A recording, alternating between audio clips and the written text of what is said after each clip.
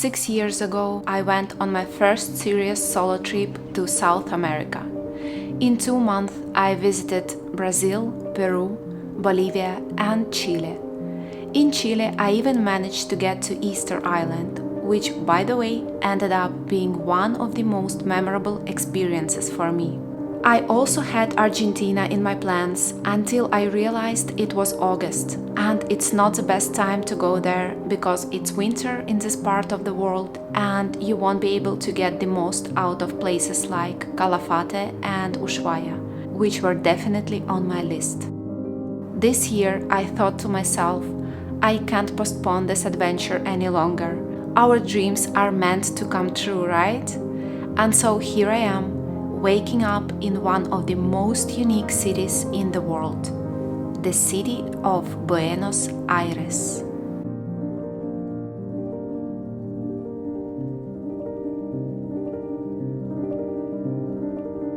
With its grand buildings, European architecture, and Parisian-style cafe culture, it's no wonder that the capital of Argentina often gets compared to Paris. Beyond these undeniable architectural similarities, Argentina also feels French because of a similarly slow-paced lifestyle in both capital cities. Since the 19th century, the city and the country in general has been a major recipient of millions of immigrants from all over the world, making it a melting pot where several ethnic groups live together. And that is why Buenos Aires is considered one of the most diverse cities of the Americas. I arrived late at night. I really wanted to check in as quickly as possible to go and rest after the long flight, and so I didn't get the chance to appreciate the beauty around me. And upon waking up, I went straight to the balcony as I was in awe of what I saw. I mean, look at these buildings. Are we somewhere in Europe or what?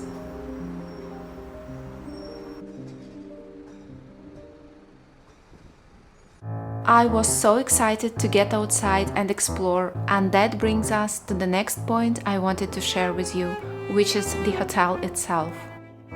This is Savoy, one of the most emblematic hotels in downtown Buenos Aires, perfectly capturing the historic grandeur and contemporary energy of this bustling cosmopolitan city. Here I'm casually showing you my outfit in this beautiful mirror. As it felt to me like being in Paris, I decided to wear black as the main color of my outfit. When I was there, I had an impression that literally every Parisian wears black, almost always, so yeah. Alright, let's not get distracted and get back to the hotel interior. You know that about me by now, right? I just love staying in properties with a history. Built in 1910, the Savoy Hotel is a landmark of neo-Baroque architecture and style. For the hotel's 100th anniversary in 2010, it was refurbished to preserve and celebrate its original design and architecture while infusing the modern comfort and technological amenities. I have to say, the room was quite modern, while the lobby, hallways and restaurant would show elegant decors and showcase a historic feel into it. Also, the reason I chose it is because it is located in downtown, near many restaurants, convenience stores, coffee shops, and within walking distance to many of the points of interest in the city.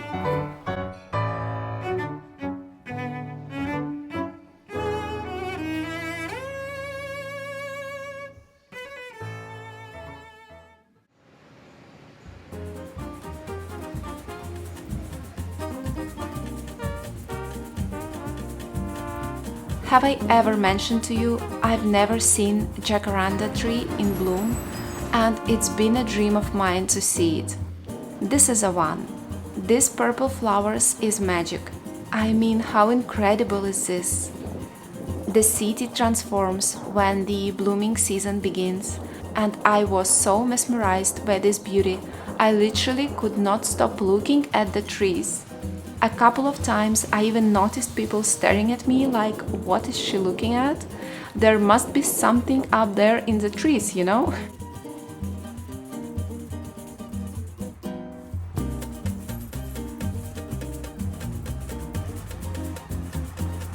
Here I got to the National Congress building, which is the seat of the Argentine parliament. It is located at the western end of Avenida de Mayo. On the other end is the Casa Rosada that houses the offices of the president. This neoclassical building is made largely from limestone with an 80 meters high bronze-plated dome, one of the largest in the city, so it's hard not to notice it. I believe they run guided tours, and you can take one of those if you've got enough time on your hands, which I didn't, so I had to skip it.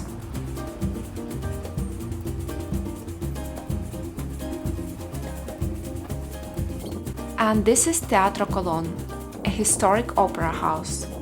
It is considered one of the 10 best opera houses in the world by National Geographic. What I knew for sure this day was how I wanted to end it, and it was watching the sunset from the terrace at the top of one of the most beautiful buildings in BA, Palacio Barolo. I came here first thing in the morning and I bought a sunset guided tour. In my opinion, it is the best time to do it. Palacio Barolo is a beautiful and incredibly unique office building that hides a number of architectural curiosities. It was designed in accordance with the cosmology of Dante's Divine Comedy, motivated by the architect's admiration for Alighieri. The symbolism of the building's motifs gives us a clue that it has something to do with Freemasonry.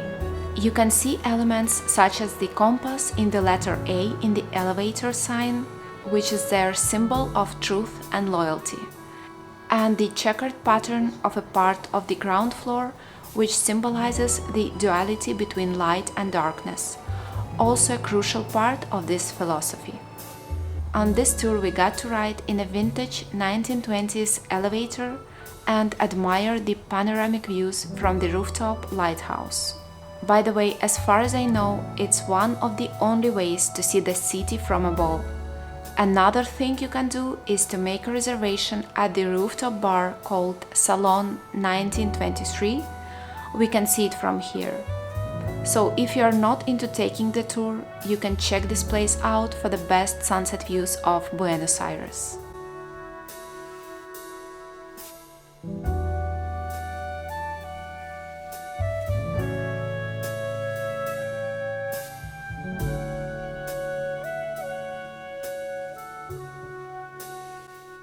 The building is 100 meters tall, and when completed in 1923, it was the tallest one, not only in the city but also in the whole of South America.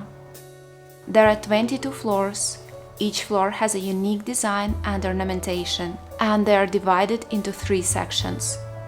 The basement and ground floor represent hell, floor 1 to 14 are purgatory, and 15 to 22 represent heaven. Also, the higher the floors go, the more natural light there is, which is reference to heaven. Another interesting fact is that the building's foundations conform to the golden ratio.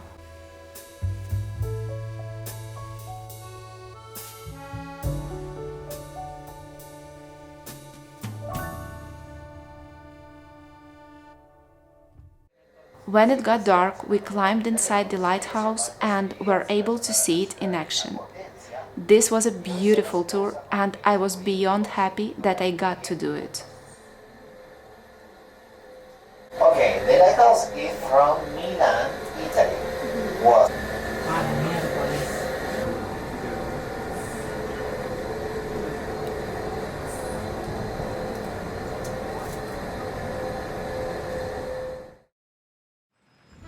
Good morning, guys! I still can't get used to the fact that I'm in Buenos Aires.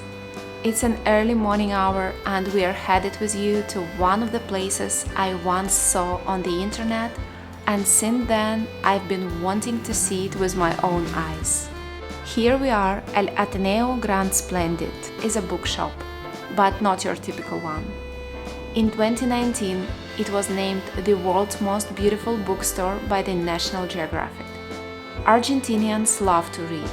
And did you know Buenos Aires is among the cities with the highest number of bookstores per person in the world?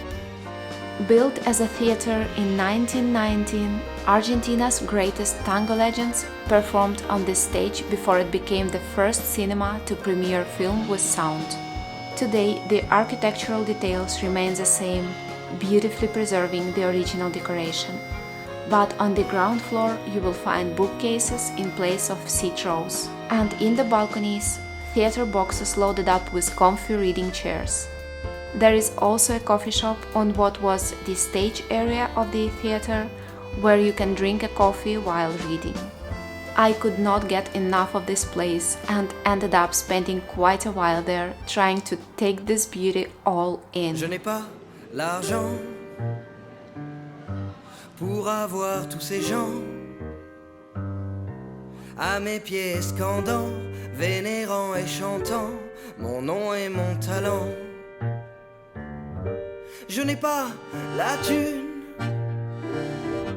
pour t'emmener sur la lune, dire bonjour à Saturne, admirer la lagune de Vénus et Neptune.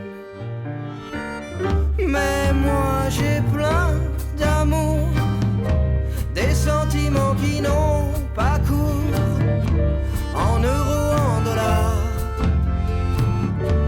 en or au marché noir.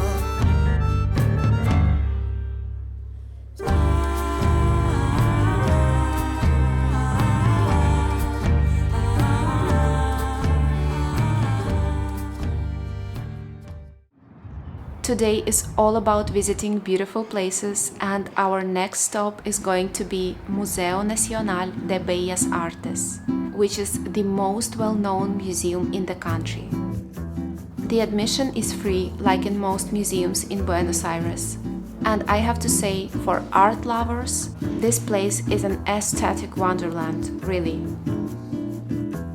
The National Museum of Fine Arts houses one of the best art collections in Latin America. It focuses mostly on 19th century European art, but also includes many works by Argentine artists. The collection spans 30 rooms and 3 floors, showcasing art from pre-Columbian times to the 20th century. Museum's permanent collection includes work by El Greco, Goya, Rodin, Rembrandt, Rubens, Renoir, Degas, Chagall, and Picasso.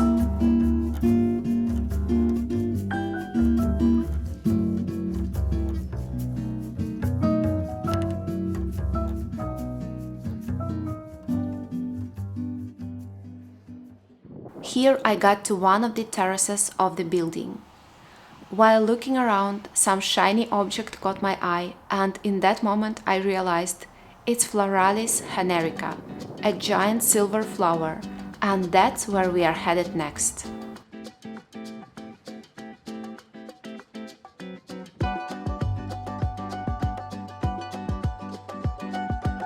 Alright, so Floralis Generica has been a striking city landmark since it opened in 2002. The enormous metal flower blooms anew each day in a pool of water, revealing 4 long stamens inside. Its 6 13-meter-long petals open, which takes about 20 minutes at 8 in the morning, and slowly close again at sunset, mimicking the actions of a real flower. There is also an electrical system in place that automatically closes the flower if strong winds blow. I loved how it reflects the city around it in the aluminium of its petals, and when they close at night, the flower glows red.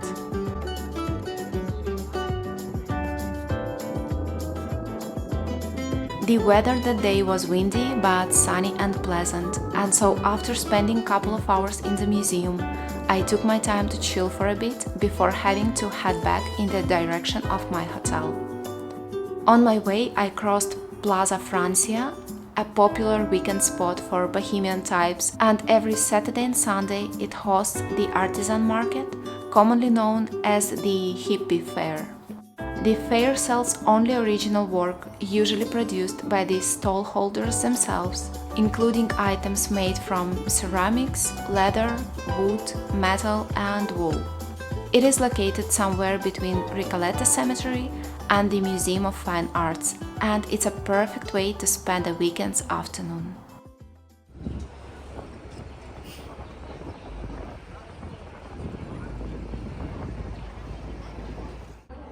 Alright, we are back, entering the elevator in Savoy.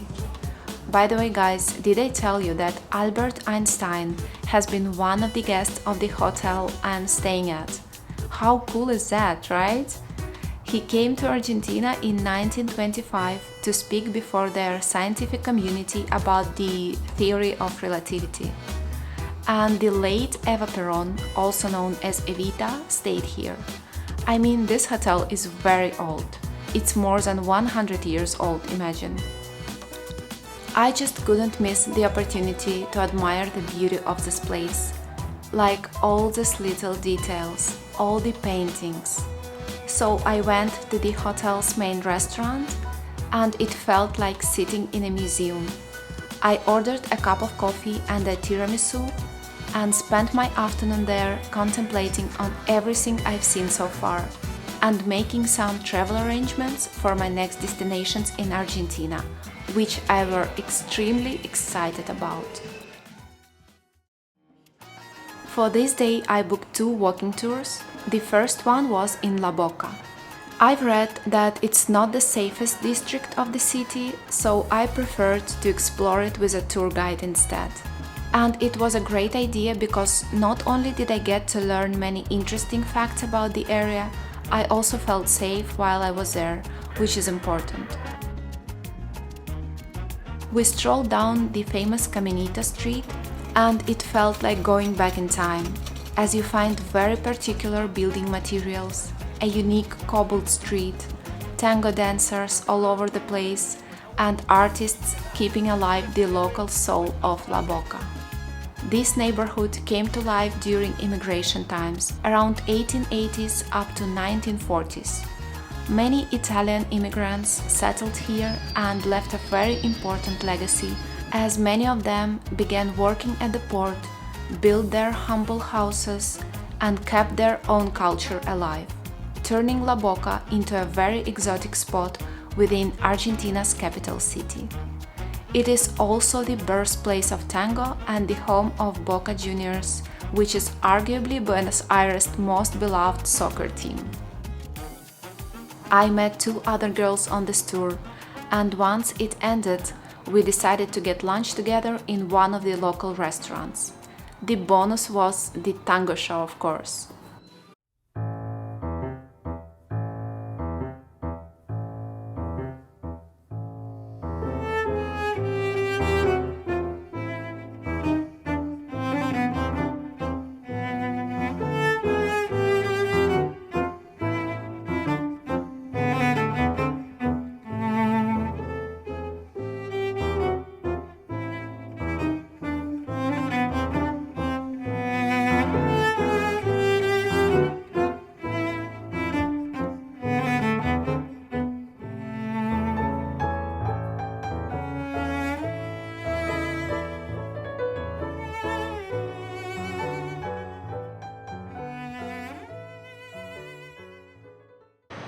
After having lunch with the girls, I headed to Recoleta, which is the most traditional and upscale neighborhood in Buenos Aires. It is well known for the French architecture of its buildings and mansions, which give the impression that a little piece of Paris was magically transported to this part of the city. Housing in the neighborhood is priced well beyond the means of the average middle-class Argentinian. So the residents you see walking their dogs or enjoying an afternoon coffee are often very well-dressed pensioners whose families have probably owned property locally for several generations. In the afternoon, I had my second walking tour for the day, and as you've probably guessed already, we are going to visit one of the most beautiful cemeteries in the world, Recoleta Cemetery. After spending some time wandering through the cobblestone streets lined with tombs, I would have to agree. At the entrance you can see the phrase "Rest in peace," and as soon as you walk a few steps, you will be overwhelmed by the architecture, the works of art, and the sculptures. Known as the City of the Dead or City of Angels, Recoleta Cemetery has a layout similar to a city. In it you will find one main street, diagonals, narrow corridors, and internal passageways. Here rest the aristocracy of Argentina, its presidents, celebrities, and politicians. Some of the mausoleums are relatively new, modern even, while others show their age. The most visited tomb, however, is that of Eva Duarte de Perón, or Evita. Beautiful examples of neoclassical, neo-Gothic, Art Nouveau, and Art Deco can all be found here. This is undoubtedly one of the world's most impressive cemeteries.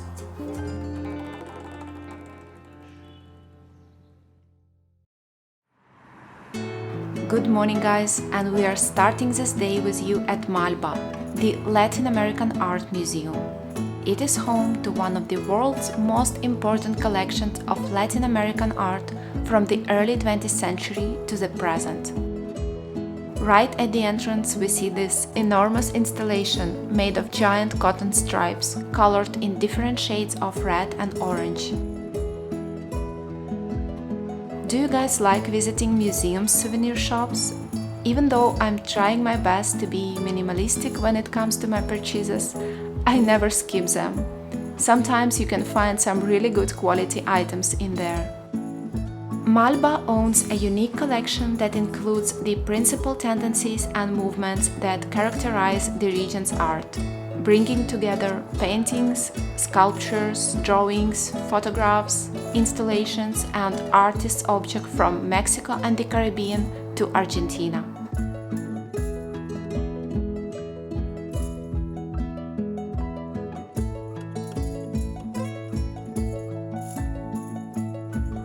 Highlights of the museum's permanent collection of art include works by Frida Kahlo, Diego Rivera, Antonio Berni, and many more.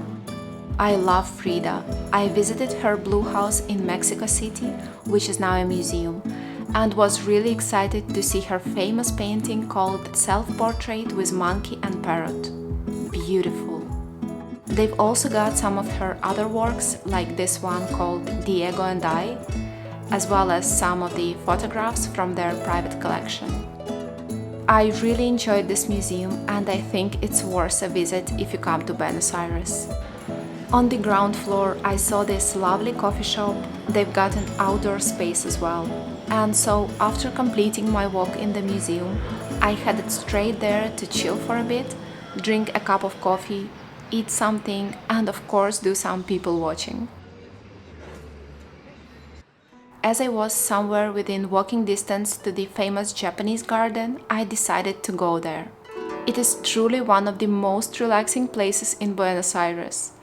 You can see and feel how the various elements of the garden were designed to create balance and harmony. They've got a wide variety of plants, a pond with carp of different colors, which is crossed by 3 bridges, and sculptures based on Japanese culture.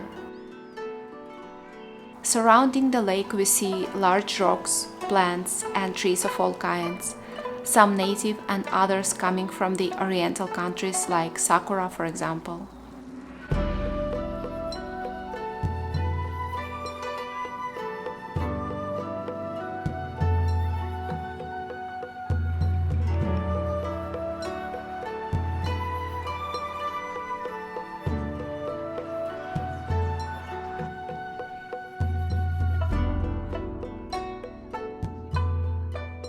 I was lucky that it was sunny and I really got to enjoy the walk in the park. I still had some time left before I had to go to the airport for my next flight, so I thought I might just walk those beautiful tree-lined avenues of Palermo district.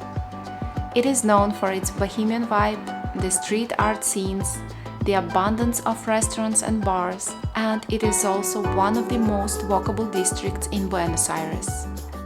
Of course, during these 4 days I spent in the city, I wasn't able to see everything it has to offer, but I definitely see myself coming back one day and staying for longer. If you enjoyed this video, give it a like and subscribe to my channel. I will see you soon. Until then.